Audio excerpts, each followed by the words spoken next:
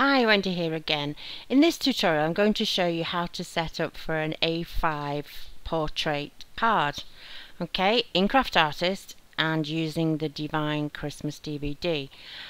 I've already brought my overlay in just to save a little bit of time, but I'm going to go to page setup and I'm going to choose A5 portrait and press OK.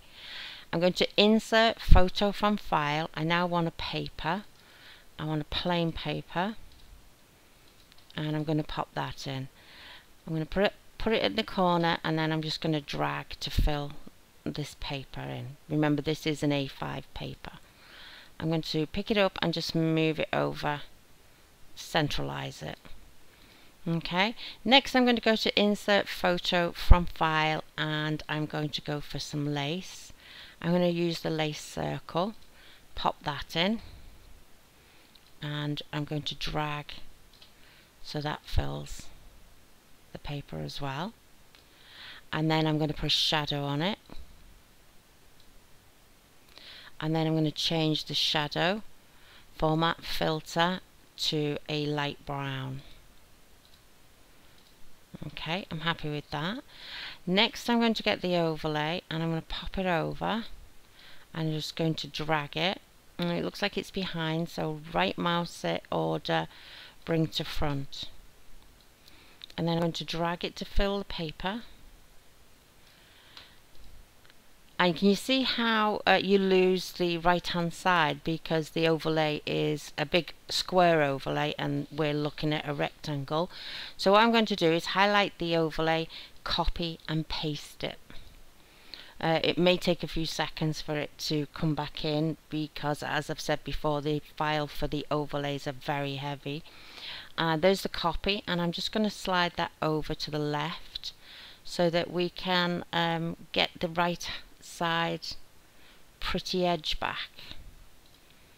Okay, let's have a look at that. That's looking good. I think this needs to come down a little bit. Okay, I'm happy with that, so I'm going to just scroll out a bit so that I can collect it all together. I'm going to drag the mouse along the whole lot and group. Next I'm going to go and get some overlay. Now might be a good time for you to save this without putting word art in. Sorry, I'm going to get word art, not an overlay. It might be a good time for you to save it as a JPEG without word art so that you can edit it later on. So I'm going to insert photo from file. I'm going to choose the word art and I'm going to choose this one and pop that in, and I want to resize that and put that in that circle.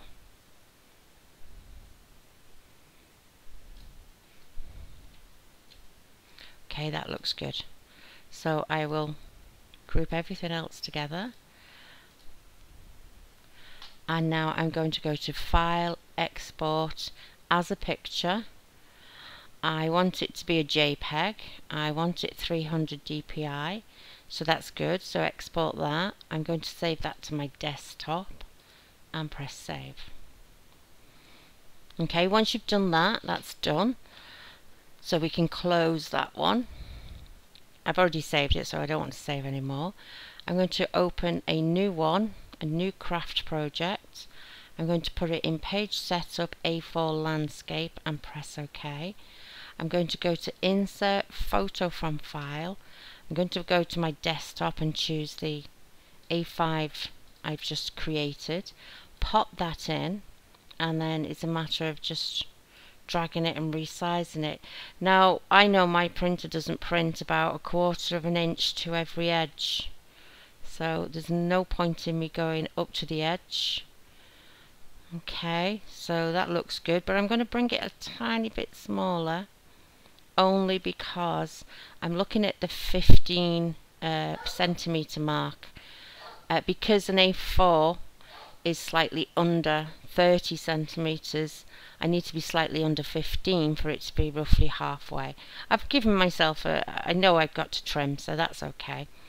Alright, I've done that now, and now I'm going to File, Export it as a PDF. Everything looks good here. Compression 300, and press OK and save as a PDF. Okay, here's the PDF opened, ready to print. So you can see it's an A4 landscape. Halfway, roughly halfway, I can score down it and fold and trim and have a little. Remember, I've done a tutorial about what your printer can do. Now you should always have page scaling set to none for everything, especially if you've got decoupage bits on 2 sheets. But look what happens. That's what it will print out as normal, but look what happens if I do the multiple and I change this to 1. You've now got you could actually get 2 of those. So what's that? What is that? A A6 card, all for the price of 1. I hope you found this tutorial useful, and if there's anything you'd like to know, just let me know and I'll see what I can do. Bye!